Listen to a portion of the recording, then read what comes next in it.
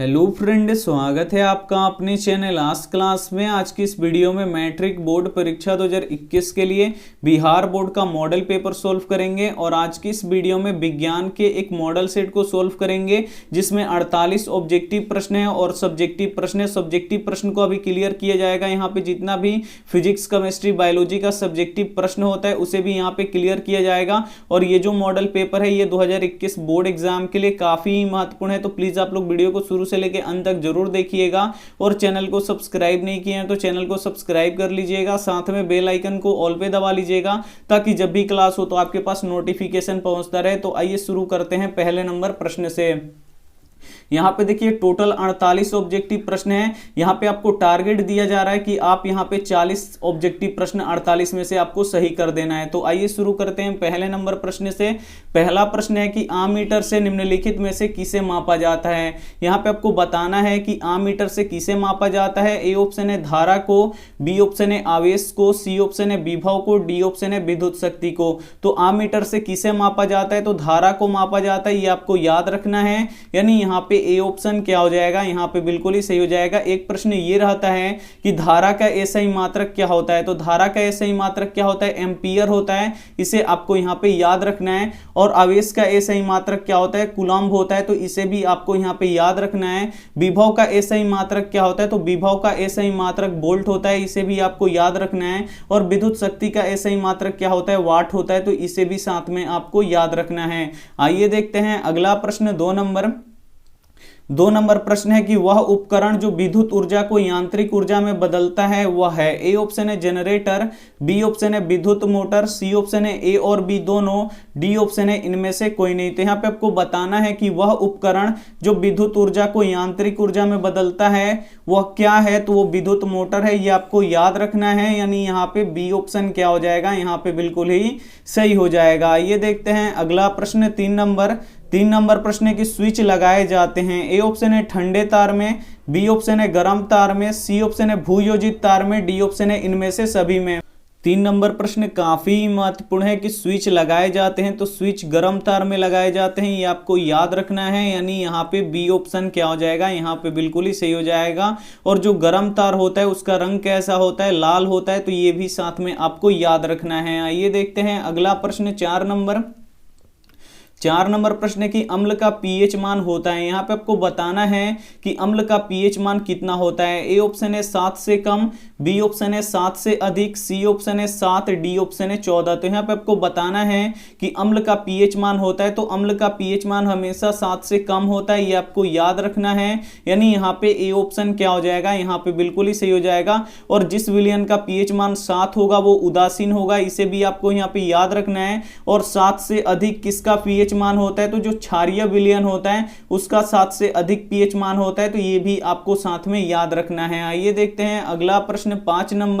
5 number प्रश्न है कि क्रायोलाइट किस धातु का अयस्क है। काफी महत्वपूर्ण प्रश्न है कि क्रायोलाइट किस धातु का अयस्क है। ए ऑप्शन है तांबा का, बी ऑप्शन है लोहा का, सी ऑप्शन है एल्यूमिनियम का, डी ऑप्शन है मैग्नीशियम का। तो यहाँ पे आपको बताना है कि क्रायोलाइट किस धातु का अयस्क है, तो ये एल्यूमिनियम का अयस्क है, ये आपको याद रखना है। यानी यहाँ पे सी ऑप्शन क्या हो जाएगा, यहाँ पे बिल्कुल ही सही हो जाएगा। ये देखते हैं अगला प्रश्न।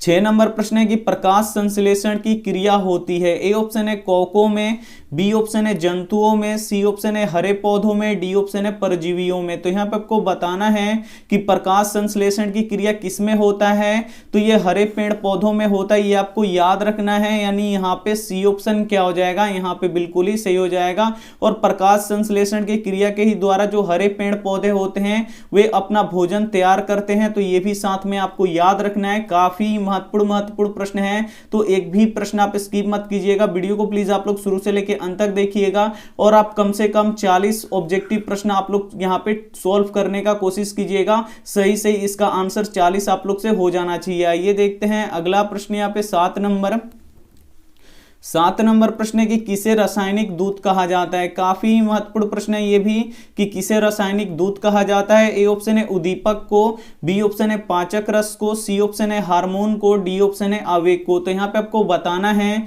कि किसे रासायनिक दूत कहा जाता है। तो हार्मोन को रासायनिक दूत कहा जाता है, यानी यहाँ पे सी ऑप्शन क्या हो जाएगा, यहाँ पे बिल्कुल ही सही हो जाएगा। आइए देखते हैं अगला प्रश्न 8 नंबर प्रश्न है कि चिपको आंदोलन किससे संबंधित है। यहाँ पे आपको बताना है कि चिपको आंदोलन किससे संबंधित है। ए ऑप्शन है वन संरक्षण से, बी ऑप्शन है मृदा संरक्षण से, सी ऑप्शन है जल संरक्षण से, डी ऑप्शन है वृक्षारोपण से। तो यहाँ पे आपको बताना है कि चिपको आंदोलन किससे संबंधित है। तो ये वन संरक्षण से संबंधित है, ये आपको याद रखना है, यानी यहाँ पे ए ऑप्शन क्या हो जाएगा, यहाँ पे बिल्कुल ही सही हो जाएगा। और चिपको आंदोलन का शुरुआत कब हुआ था, तो ये हुआ था 1973 ईस्वी में। तो ये भी आपको साथ में याद रखना है। आइए देखते हैं अगला प्रश्न यहाँ पे 9 नंबर प्रश्न है कि श्वेत प्रकाश का कौन सा रंग किसी प्रिज्म से गुजरने के पश्चात कम झुकता है। ए ऑप्शन है बैगनी, बी ऑप्शन है नीला, सी ऑप्शन है लाल, डी ऑप्शन है पीला। तो जब सूर्य का श्वेत प्रकाश किसी प्रिज्म से होकर गुजरता है तो किस रंग का झुकाव कम होता है, यहाँ पे पूछा गया है। तो लाल रंग का झुकाव सबसे कम होता है, ये आपको याद रखना है, यानी यहाँ पे सी ऑप्शन क्या हो जाएगा, यहाँ पे बिल्कुल ही सही हो जाएगा। और बैगनी रंग का झुकाव अधिक होता है, तो ये भी साथ में आपको याद रखना है। आइए देखते हैं अगला प्रश्न 10 नंबर प्रश्न है कि निकट दृष्टि दोष को किस लेंस के उपयोग के द्वारा संशोधित किया जा सकता है। ए ऑप्शन है अवतल लेंस के द्वारा, बी ऑप्शन है उत्तल लेंस के द्वारा, सी ऑप्शन है द्विफोक्सी लेंस के द्वारा, डी ऑप्शन है इनमें से सभी के द्वारा। तो यहाँ पे आपको बताना है कि निकट दृष्टि दोष को किस लेंस के उपयोग द्वारा संशोधित किया जा सकता है। तो जब किसी व्यक्ति को निकट दृष्टि दोष हो जाता है तो अवतल लेंस का उसमें प्रयोग करते हैं, ये आपको याद रखना है, यानी यहाँ पे ए ऑप्शन क्या हो जाएगा, यहाँ पे बिल्कुल ही सही हो जाएगा। और दूर दृष्टि दोष में किस लेंस का प्रयोग करते हैं, तो उत्तल लेंस का प्रयोग करते हैं, तो ये भी आपको यहाँ पे याद रखना है। आइए देखते हैं अगला प्रश्न 11 नंबर प्रश्न है कि वैद्युत प्रतिरोधकता निर्भर करता है। ए ऑप्शन है चालक की लंबाई पर, बी ऑप्शन है चालक की अनुप्रस्थ पर, सी ऑप्शन है चालक के पदार्थ की प्रकृति पर, डी ऑप्शन है इनमें से सभी पर। तो यहाँ पे आपको बताना है कि वैद्युत प्रतिरोधकता निर्भर करता है तो चालक की लंबाई पर, तो बिल्कुल चालक की लंबाई पर निर्भर करता है। चालक के अनुप्रस्थ काट क्षेत्रफल पर, इस पे भी निर्भर करता है। और सी ऑप्शन है चालक तार के पदार्थ की प्रकृति पर, तो इस पे भी निर्भर करता है, यानी इन सभी पे निर्भर करता है, यानी यहाँ पे डी ऑप्शन क्या हो जाएगा, यहाँ पे बिल्कुल ही सही हो जाएगा। आइए देखते हैं अगला प्रश्न 12 नंबर प्रश्न है कि विद्युत शक्ति का ऐसा ही मात्रक है। ए ऑप्शन है वाट, बी ऑप्शन है वाट प्रति घंटा, सी ऑप्शन है यूनिट, डी ऑप्शन है ओम। तो यहाँ पे आपको बताना है कि विद्युत शक्ति का ऐसा ही मात्रक क्या होता है। तो विद्युत शक्ति का ऐसा ही मात्रक वाट होता है, ये आपको याद रखना है, यानी यहाँ पे ए ऑप्शन क्या हो जाएगा, यहाँ पे बिल्कुल ही सही हो जाएगा। एक प्रश्न ये भी पूछता है कि ओम किसका ऐसा ही मात्रक होता है। तो प्रतिरोध का ऐसा ही मात्रक क्या होता है, ओम होता है। तो इसे भी साथ में आप लोग याद रखिएगा, काफी महत्वपूर्ण प्रश्न है, तो प्लीज आप लोग वीडियो को शुरू से लेकर अंत तक जरूर देखिएगा। आइए देखते हैं अगला प्रश्न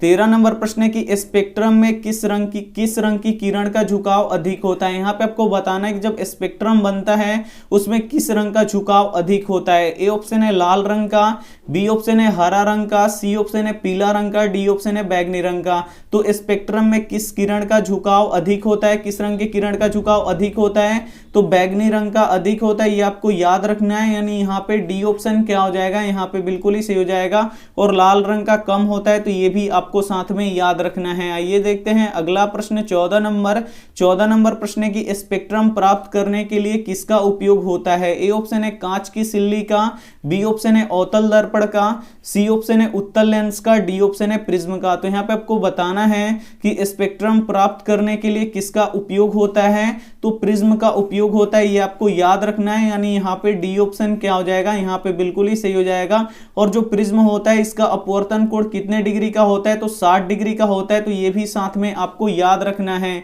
आइए देखते हैं अगला प्रश्न 15 15 नंबर प्रश्न है कि 1 वोल्ट कहलाता है, तो 1 वोल्ट कितना के बराबर होता है, तो 1 जूल प्रति कूलम को के बराबर होता है, ये आपको याद रखना है। यानी यहाँ पे बी ऑप्शन क्या हो जाएगा, यहाँ पे बिल्कुल ही सही हो जाएगा। ये देखते हैं अगला प्रश्न 16 नंबर प्रश्न है कि आम मीटर को विद्युत परिपथ में कैसे जोड़ा जाता है। ए ऑप्शन है श्रेणी क्रम में, बी ऑप्शन है पार्श्वबद्ध क्रम में, सी ऑप्शन है ए और बी दोनों में, डी ऑप्शन है इनमें से कोई नहीं। तो यहाँ पे आपको बताना है कि आम मीटर को विद्युत परिपथ में कैसे जोड़ा जाता है, तो श्रेणी क्रम में जोड़ा जाता है, ये आपको याद रखना है। यानी यहाँ पे ए ऑप्शन क्या हो जाएगा, यहाँ पे बिल्कुल ही सही हो जाएगा। और जो वोल्ट मीटर होता है उसे पार्श्वबद्ध क्रम या समानांतर क्रम में जोड़ते हैं, तो ये भी आपको यहाँ पे याद रखना है। आइए देखते हैं अगला प्रश्न 17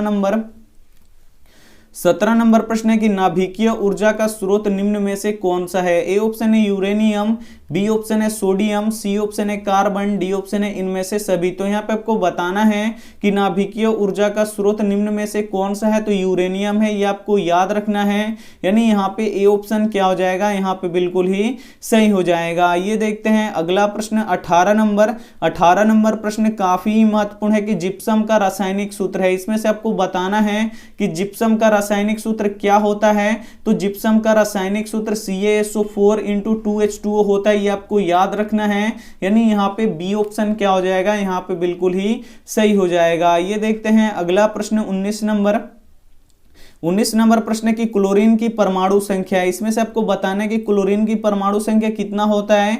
ए ऑप्शन है 12, बी ऑप्शन है 13, सी ऑप्शन है 19, डी ऑप्शन है 17। तो यहाँ पे आपको बताना है कि क्लोरीन का परमाणु संख्या कितना होता है, तो क्लोरीन का परमाणु संख्या 17 होता है, ये आपको याद रखना है। यानी यहाँ पे डी ऑप्शन क्या हो जाएगा, यहाँ पे बिल्कुल ही सही हो जाएगा। ये देखते हैं अगला प्रश्न 20 नंबर प्रश्न है कि विद्युत जनित्र का सिद्धांत आधारित है। यहाँ पे आपको बताना है कि विद्युत जनित्र किस सिद्धांत पे आधारित है। ए ऑप्शन है विद्युत धारा के ऊष्मीय प्रभाव पे, बी ऑप्शन है प्रेरित विद्युत पर, सी ऑप्शन है विद्युत चुंबकीय प्रेरण पर, डी ऑप्शन है प्रेरित चुंबकत्व पर। तो यहाँ पे आपको बताना है कि जो विद्युत जनित्र होता है वो किस सिद्धांत पे आधारित होता है, तो विद्युत जनित्र विद्युत चुंबकीय प्रेरण पे आधारित होता है, ये आपको याद रखना है। यानी यहाँ पे सी ऑप्शन क्या हो जाएगा, यहाँ पे बिल्कुल ही सही हो जाएगा। और जो विद्युत जनित्र होता है इससे हमको एसी करंट मिलता है, तो ये भी आपको यहाँ पे याद रखना है।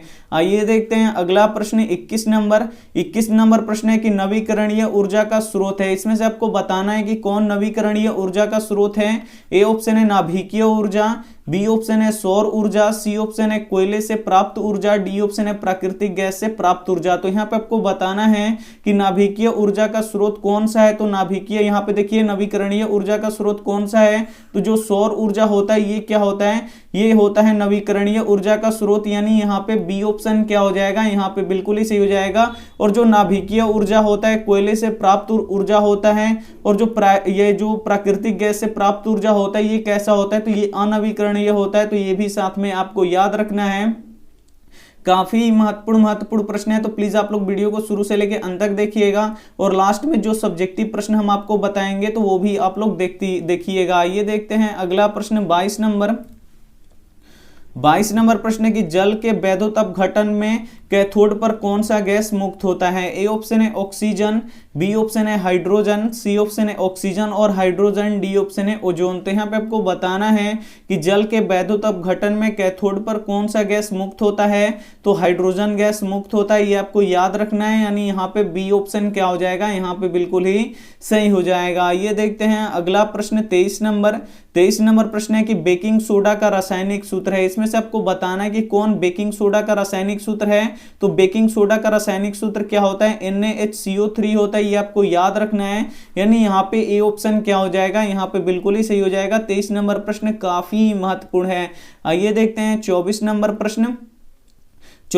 प्रश्न है कि कौन सा पदार्थ नीले लिटमस पत्र को लाल कर देता है। इसमें से आपको बताना है कि कौन सा पदार्थ है जो नीले लिटमस पत्र को लाल कर देता है। ए ऑप्शन है अम्ल, बी ऑप्शन है क्षार, सी ऑप्शन है लवण, डी ऑप्शन है इनमें से कोई नहीं। तो यहाँ पे आपको बताना है कि कौन से पदार्थ नीले लिटमस पत्र को लाल कर देता है। तो अम्ल क्या करता है, नीले लिटमस पत्र को लाल कर देता है। यानी यहाँ पे ए ऑप्शन क्या हो जाएगा, यहाँ पे बिल्कुल ही सही हो जाएगा। और जो क्षार होता है ये क्या करता है, तो ये लाल लिटमस पत्र को क्या कर देता है, नीला कर देता है। तो ये भी साथ में आपको याद रखना है। आइए देखते हैं अगला प्रश्न 25 25 नंबर प्रश्न है कि मिल्क ऑफ मैग्नीशिया का पीएच मान है। ए ऑप्शन है 7, बी ऑप्शन है 8, सी ऑप्शन है 9, डी ऑप्शन है 10.5। तो यहाँ पे आपको बताना है कि मिल्क ऑफ मैग्नीशिया का पीएच मान है तो कितना होता है, तो ये 10.5 होता है, ये आपको याद रखना है। यानी यहाँ पे डी ऑप्शन क्या हो जाएगा, यहाँ पे बिल्कुल ही सही हो जाएगा। ये देखते हैं अगला प्रश्न 26 नंबर प्रश्न है कि निम्न में से कौन सा अधातु चमकीला है। जो अधातु होता है वो चमकीला नहीं होता है, लेकिन कुछ ऐसे अपवाद अधातु हैं जो चमकीले होते हैं, तो उनमें से बताना है कि कौन वो अधातु है जो चमकीला है। ए ऑप्शन है आयोडीन, बी ऑप्शन है सल्फर, सी ऑप्शन है ब्रोमीन, डी ऑप्शन है यहाँ पे सेलेनियम। तो यहाँ पे आपको बताना है कि निम्न में से कौन सा अधातु चमकीला है। तो जो आयोडीन होता है ये क्या होता है, अधातु होता है, लेकिन इसमें चमक पाया जाता है। यानी यहाँ पे ए ऑप्शन क्या हो जाएगा, यहाँ पे बिल्कुल ही सही हो जाएगा। एक अधातु और होता है जिसमें चमक पाया जाता है, वो होता है हीरा। हीरा क्या होता है, अधातु होता है, लेकिन उसमें भी चमक पाया जाता है, तो ये भी साथ में आपको याद रखना है। आइए देखते हैं अगला प्रश्न 27 नंबर प्रश्न है कि निम्न में से कौन सा धातु अत्यधिक अभिक्रियाशील है। ए ऑप्शन है Al, बी ऑप्शन है Na, सी ऑप्शन है Ca, डी ऑप्शन है Mg। तो यहाँ पे आपको बताना है कि कौन सा धातु अत्यधिक अभिक्रियाशील है। तो जो सोडियम होता है, यानी जो Na होता है, ये क्या होता है, अत्यधिक अभिक्रियाशील होता है। यानी यहाँ पे बी ऑप्शन क्या हो जाएगा, यहाँ पे बिल्कुल ही सही हो जाएगा। और जो सोडियम होता है इसे केरोसिन तेल में डुबा के रखते हैं, तो ये भी साथ में आपको याद रखना है। आइए देखते हैं अगला प्रश्न यहाँ पे 28 नंबर प्रश्न है कि ऑक्सीजन परमाणु के बाह्यतम कक्षा में कितने इलेक्ट्रॉनों की संख्या होती है। ए ऑप्शन है 2, बी ऑप्शन है 8, सी ऑप्शन है 3, डी ऑप्शन है यहाँ पे 4। तो यहाँ पे आपको बताना है कि ऑक्सीजन परमाणु के बाह्यतम कक्षा में इलेक्ट्रॉनों की संख्या कितनी होती है, तो 6 होती है, ये आपको याद रखना है। यानी यहाँ पे बी ऑप्शन क्या हो जाएगा, यहाँ पे बिल्कुल ही सही हो जाएगा। और ऑक्सीजन का परमाणु संख्या कितना होता है, 8 होता है, तो ये भी साथ में आपको याद रखना है। आइए देखते हैं अगला प्रश्न 29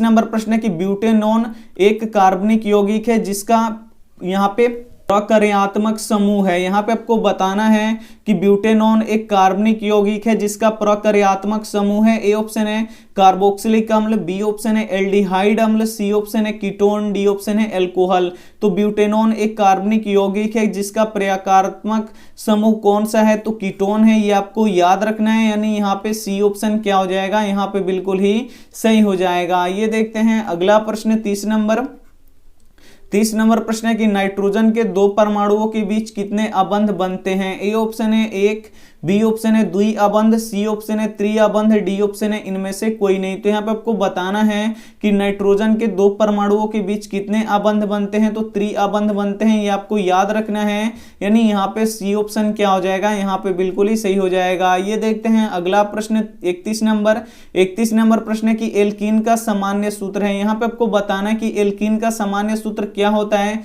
तो CnH2n होता है, ये आपको याद रखना है। यानी यहाँ पे बी ऑप्शन क्या हो जाएगा, यहाँ पे बिल्कुल ही सही हो जाएगा। ये देखते हैं अगला प्रश्न 32 नंबर प्रश्न है कि आधुनिक आवर्त सारणी में आवर्तों की संख्या है। ए ऑप्शन है 7, बी ऑप्शन है यहाँ पे 8, यहाँ पे सी ऑप्शन है 9, डी ऑप्शन है 18। तो यहाँ पे आपको बताना है कि आधुनिक आवर्त सारणी में आवर्तों की संख्या कितना होता है, तो आवर्तों की संख्या 7 होता है, ये आपको याद रखना है। यानी यहाँ पे ए ऑप्शन क्या हो जाएगा, यहाँ पे बिल्कुल ही सही हो जाएगा। और वर्गों की संख्या कितना होता है, 18 होता है, तो साथ में इसे भी आप लोग याद रखिएगा। एक भी प्रश्न आप स्किप मत कीजिएगा, वीडियो को प्लीज आप लोग शुरू से लेके अंत तक जरूर देखिएगा। ये देखते हैं अगला प्रश्न 33 नंबर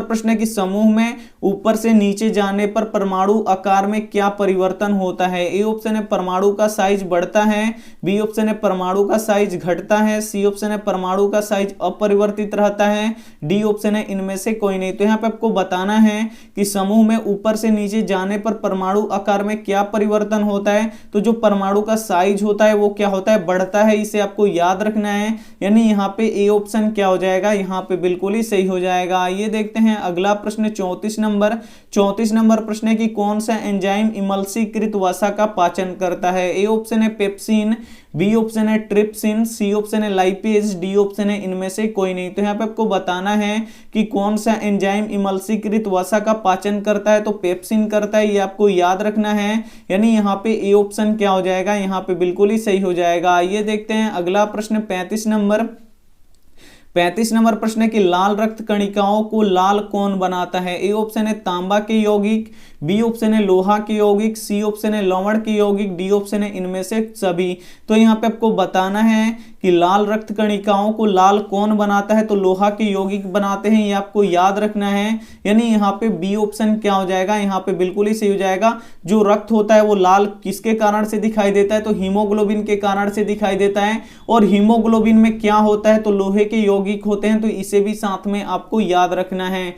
आइए देखते हैं अगला प्रश्न 36 नंबर प्रश्न है कि इनमें से कौन फल पकाने के लिए प्रयुक्त होते हैं? ए ऑप्शन है ऑक्सीन, बी ऑप्शन है जिब्रेलिन, सी ऑप्शन है एथिलीन, डी ऑप्शन है साइटोकाइनिन। तो यहाँ पर आपको बताना है कि इनमें से कौन फल पकाने के लिए प्रयुक्त होता है। तो एथिलीन का प्रयोग हम लोग क्या करते हैं, फल पकाने में करते हैं। यानी यहाँ पे सी ऑप्शन क्या हो जाएगा, यहाँ पे बिल्कुल ही सही हो जाएगा। ये देखते हैं अगला प्रश्न 37 नंबर प्रश्न है कि वह प्रक्रम जिसके द्वारा जीव अपने जैसे संतानों की उत्पत्ति करते हैं कहलाते हैं। ए ऑप्शन है जनन, बी ऑप्शन है डायफ्राम, सी ऑप्शन है निषेचन, डी ऑप्शन है भ्रूण। तो यहाँ पे आपको बताना है कि वह प्रक्रम जिसके द्वारा जीव अपने जैसे संतानों की उत्पत्ति करते हैं क्या कहलाते हैं, तो ये जनन कहलाता है, ये आपको याद रखना है। यानी यहाँ पे ए ऑप्शन क्या हो जाएगा, यहाँ पे बिल्कुल ही सही हो जाएगा। ये देखते हैं अगला प्रश्न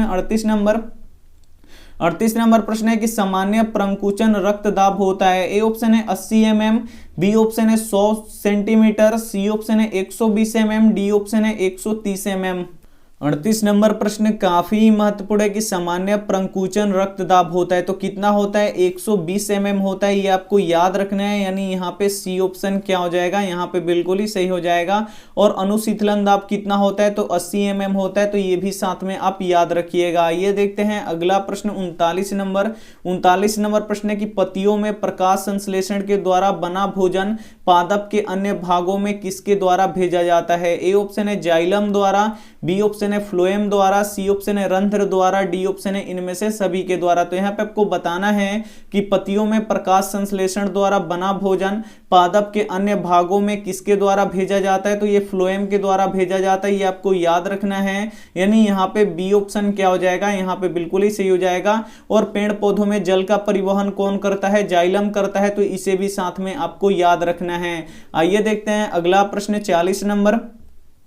40 नंबर प्रश्न है कि उस पौधे का नाम बताइए जो कलम द्वारा कायिका प्रवर्धन को यहाँ पे प्रदर्शित करता है। ए ऑप्शन है गेहूं, बी ऑप्शन है गुलाब, सी ऑप्शन है धान, डी ऑप्शन है इनमें से सभी। तो यहाँ पे आपको बताना है कि उस पौधे का नाम बताइए जो कलम द्वारा कायिका प्रवर्धन को प्रदर्शित करता है। तो कौन करता है, गुलाब करता है, ये आपको याद रखना है। यानी यहाँ पे बी ऑप्शन क्या हो जाएगा, यहाँ पे बिल्कुल ही सही हो जाएगा। ये देखते हैं अगला प्रश्न 41 नंबर प्रश्न है कि कालाजार बीमारी किस रोग जनक के कारण होता है? ए ऑप्शन है प्लाज्मोडियम, बी ऑप्शन है लेमनीसिया, सी ऑप्शन है अमीबा, डी ऑप्शन है इनमें से कोई नहीं। काफी महत्वपूर्ण प्रश्न है 41 नंबर प्रश्न है कि कालाजार बीमारी किस रोग जनक के कारण से होता है, तो ये लेमनीसिया के कारण से होता है, इसे आपको याद रखना है। यानी यहाँ पे बी ऑप्शन क्या हो जाएगा, यहाँ पे बिल्कुल ही सही हो जाएगा। ये देखते हैं अगला प्रश्न 42 नंबर प्रश्न है कि दो तंत्रिका कोशिका के मध्य खाली स्थान को कहते हैं। ए ऑप्शन है द्रुमिका,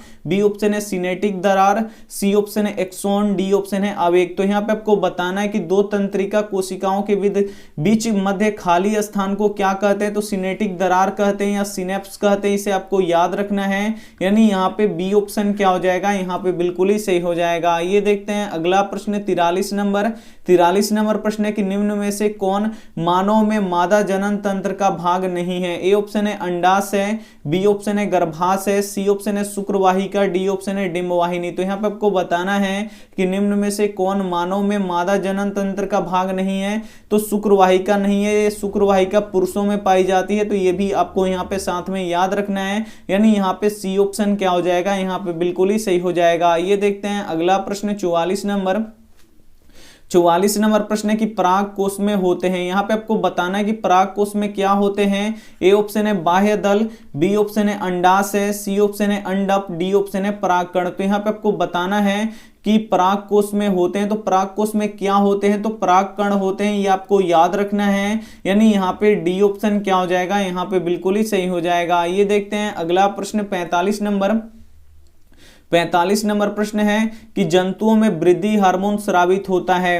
ए ऑप्शन है पीयूष ग्रंथि से, बी ऑप्शन है ओटू ग्रंथि से, सी ऑप्शन है अधिवृक्क से, डी ऑप्शन है इनमें से कोई नहीं। तो यहाँ पे आपको बताना है कि जंतुओं में वृद्धि हार्मोन स्रावित होता है, तो ये कहाँ से स्रावित होता है, तो ये पीयूष ग्रंथि से स्रावित होता है, जिसे हम लोग मास्टर ग्रंथि भी कहते हैं। यानी यहाँ पे ए ऑप्शन क्या हो जाएगा, यहाँ पे बिल्कुल ही सही हो जाएगा। ये देखते हैं अगला प्रश्न यहाँ पे 46 नंबर प्रश्न है कि अनुवांशिकता का सिद्धांत किसने प्रतिपादन किया। ए ऑप्शन है मेंडल ने, बी ऑप्शन है चार्ल्स डार्विन ने, सी ऑप्शन है जगदीश चंद्र बोस ने, डी ऑप्शन है इनमें से कोई नहीं। तो यहाँ पे आपको बताना है कि अनुवांशिकता का सिद्धांत किसने प्रतिपादन किया, तो ये मेंडल ने किया, ये आपको याद रखना है। यानी यहाँ पे ए ऑप्शन क्या हो जाएगा, यहाँ पे बिल्कुल ही सही हो जाएगा। ये देखते हैं अगला प्रश्न यहाँ पे 47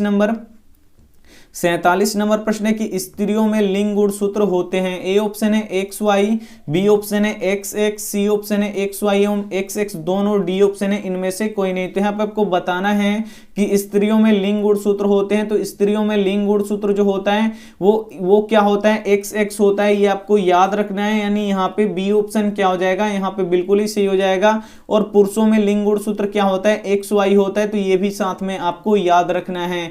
आइए देखते हैं अगला प्रश्न 48 नंबर प्रश्न है कि निम्न में से कौन जैव निम्नकरणीय कचरा है। ए ऑप्शन है प्लास्टिक, बी ऑप्शन है थर्मोकोल, सी ऑप्शन है पॉलीथीन, डी ऑप्शन है टिश्यू पेपर। तो जैव निम्नकरणीय कचरा कौन सा है, तो टिश्यू पेपर है, ये सड़ गल जाता है, लेकिन ये जो तीनों है ये कभी भी नहीं सड़ गल जाते हैं, तो ये भी आपको साथ में याद रखना है। तो जैव निम्नकरणीय कचरा कौन सा है, तो टिश्यू पेपर है, यानी यहाँ पे डी ऑप्शन क्या हो जाएगा, यहाँ पे बिल्कुल ही सही हो जाएगा। ये थे 48 ऑब्जेक्टिव प्रश्न।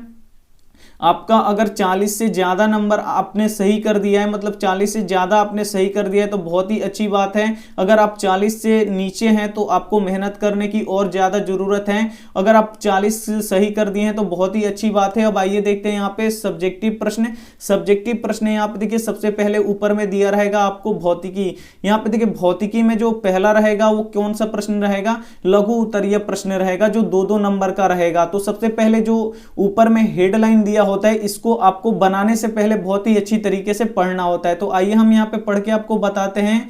प्रश्न संख्या 1 से 8 तक लघु उत्तरीय कोटि के प्रश्न हैं। इनमें से किन्हीं 4 प्रश्नों का उत्तर देना है। यहाँ पे बोला गया है कि 1 से लेके 8 तक प्रश्न है जो लघु उत्तरीय प्रश्न है, और इसमें से आपको क्या करना है कि 4 का ही जवाब आपको देना है।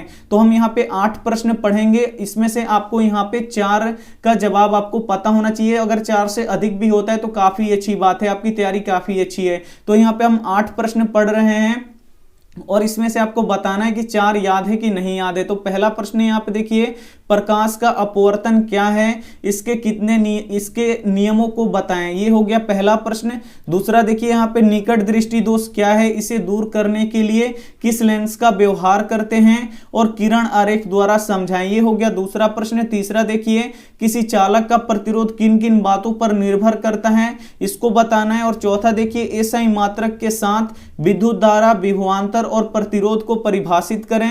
पांचवा देखिए यहाँ पे फ्लेमिंग के वाम हस्त नियम को लिखिए। यहाँ पे छठा प्रश्न देखिए, नाभिकीय विखंडन अभिक्रिया क्या है। और यहाँ पे सातवां देखिए, अवतल लेंस को अपसारी लेंस क्यों कहा जाता है, काफी महत्वपूर्ण प्रश्न है ये। और आठवां देखिए, एम्पियर को परिभाषित करें। तो ये थे 8 प्रश्न। इसमें से आपको कम से कम 4 प्रश्न का जवाब देना है, इसमें 4 ही का देना है, 4 से अधिक आपको जवाब नहीं देना है। अगर आपको इसमें से 4 प्रश्नों का यहाँ पे आंसर आपको याद है तो आपका बहुत ही अच्छी तैयारी है। आपको यहाँ पे 8 के 8 आपको यहाँ पे याद होना चाहिए। अगर यहाँ पे 8 के 8 याद होगा तो परीक्षा में आप लोग 4 आराम से यहाँ पे सॉल्व कर देंगे परीक्षा में। उसके बाद यहाँ पे देखिए दीर्घ उत्तरीय प्रश्न आएगा जो 6 नंबर का होगा। यहाँ पे देखिए प्रश्न 9 से लेके 10 में दीर्घ उत्तरीय प्रश्न है, किसी एक प्रश्न का उत्तर देना है। तो इसमें 2 प्रश्न रहेगा दीर्घ उत्तरीय, और कितने नंबर का रहेगा, 6 नंबर का रहेगा, जिसमें से आपको 2 दिया है उसमें से एक का यहाँ पे आपको जवाब देना है। तो ये हो गया 9 नंबर, और यहाँ पे ये रहा यहाँ पे 10 नंबर। तो इसमें से किसी एक को आपको क्या करना है, जवाब देना है। और यहाँ पे देखिए इसका जो आप लोग यहाँ पे सॉल्व कीजिएगा, नहीं सॉल्व होगा तो कल इसको हम क्या करेंगे 10 बजे के साथ आंसर के साथ इसका हम क्या करेंगे, आपको पीडीएफ प्रोवाइड करेंगे। और लास्ट में हम बताएंगे कि पीडीएफ में आपको कैसे मिलेगा, आप हमारे ग्रुप में कैसे जुड़िएगा। तो लास्ट तक आप बने रहिए। उसके बाद इसको आपको सॉल्व कर लेना है। उसके बाद आएगा आपका रसायन शास्त्र। रसायन शास्त्र में देखिए प्रश्न 11 से 17 तक लघु उत्तरीय कोटि के प्रश्न हैं। इसमें से किन्हीं 4 प्रश्नों का उत्तर देना है। ये भी लघु उत्तरीय प्रश्न है और इसमें भी 2 नंबर मिलेगा। और आपको पढ़ते समय ये ध्यान रखना है कि कितने का आपको जवाब देना है। तो इसमें 4 प्रश्नों का ही जवाब देना है, 4 से आपको अधिक नहीं देना है। तो इसमें देखिए 11 से लेकर 17 तक प्रश्न है और इसमें भी आपको क्या करना है कि यहाँ पे 4 प्रश्नों का उत्तर देना है। तो यहाँ पे पहला देखिए अवक्षेपण अभिक्रिया से आप क्या समझते हैं, उदाहरण देकर समझाएं। 12 नंबर देखिए उदासीनीकरण अभिक्रिया क्या है, 2 उदाहरण दीजिए। 13 नंबर प्रश्न देखिए प्लास्टर ऑफ पेरिस का आणविक सूत्र लिखे, इसका उपयोग क्या है। 14 नंबर देखिए हमारे अमाशय में अम्ल की भूमिका क्या है। और यहाँ पे 15वां नंबर प्रश्न देखिए उभयधर्मी ऑक्साइड क्या है, एक उदाहरण के साथ समझाएं। और 16 नंबर देखिए निष्क्रिय गैस तत्वों को आवर्त सारणी के शून्य वर्गों में ही क्यों रखा जाता है, ये भी आपको बताना है। और 17 नंबर देखिए कठोर जल को साबुन से उपचारित करने पर झाग के निर्माण को समझाएं। तो ये 11 से लेकर 17 तक यहाँ पे प्रश्न था, जिसमें से आपको यहाँ पे 4 सॉल्व करना था। अगर आपको 4 याद है या 4 से अधिक याद है तो काफी अच्छी तैयारी है। अगर 4 से कम है तो आपको यहाँ पे तैयारी करने की जरूरत है। और जितना भी हम यहाँ पे आपको सब्जेक्टिव प्रश्न बता रहे हैं उसका पीडीएफ हम कल सुबह 10 बजे तक हम आपको अपने स्टडी ग्रुप पे सेंड कर देंगे। और यहाँ पे देखिए 18 नंबर प्रश्न देखिए, यहाँ पे प्रश्न बनाने से पहले जो ये दिया रहेगा निर्देश उसको आपको पढ़ना बहुत ही जरूरी है। यहाँ पे देखिए प्रश्न संख्या 18 से 19 तक दीर्घ उत्तरीय प्रश्न है, किसी एक प्रश्न का उत्तर देना है और ये 5 नंबर का होगा।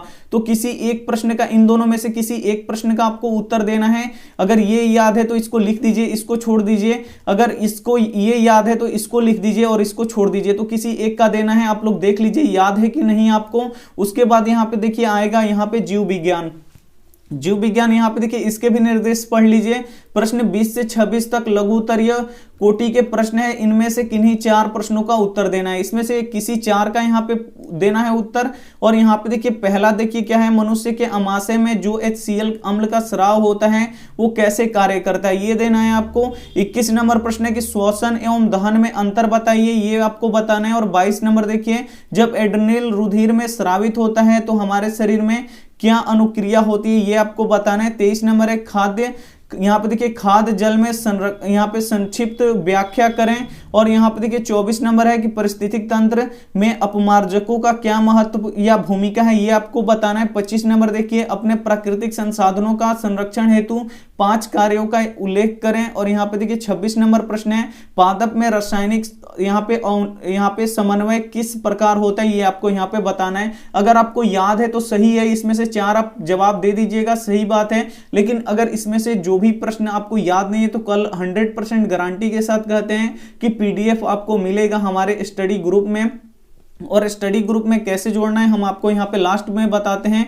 और 27-28 आपके पास लास्ट प्रश्न रहेगा जो 5-5 नंबर का रहेगा। और इसमें से आपको क्या करना है, किसी एक का ही इसमें से जवाब देना है। अगर 27 को याद है आपको तो 27 का दे दीजिए। अगर 28 का आपको पता है कि ओजोन क्या है तो इसे भी आप लोग यहाँ पे दे सकते हैं। तो ये था सब्जेक्टिव प्रश्न और इसका आप लोग टेंशन मत लीजिए, इसका पीडीएफ हम क्या करेंगे स्टडी ग्रुप में अपने दे देंगे 100% गारंटी के साथ। कल आपको 10 बजे से पहले मिल जाएगा। और यहाँ पे देख लीजिए होमवर्क प्रश्न है विद्युत बल्ब के भीतर होता है। ए ऑप्शन है निर्वात गैस, बी ऑप्शन है वायु भरा रहता है, सी ऑप्शन है निष्क्रिय गैस भरा रहता है, डी ऑप्शन है हाइड्रोजन गैस भरा रहता है। तो जो भी ऑप्शन इसमें से सही लगे वो आप हमें कमेंट कर दीजिएगा। वीडियो को लाइक नहीं किए हैं तो प्लीज आप लोग वीडियो को लाइक कर दीजिएगा, अपने दोस्तों के पास इस वीडियो को जरूर शेयर कीजिएगा। चैनल को सब्सक्राइब नहीं किए हैं तो चैनल को सब्सक्राइब करके साथ में बेल आइकन को ऑल पे दबा लीजिएगा। थैंक यू फॉर वॉचिंग, मिलता है अगले वीडियो में, तब तक अपना ध्यान रखिए, मन लगा के पढ़ाई कीजिए। Take care and bye.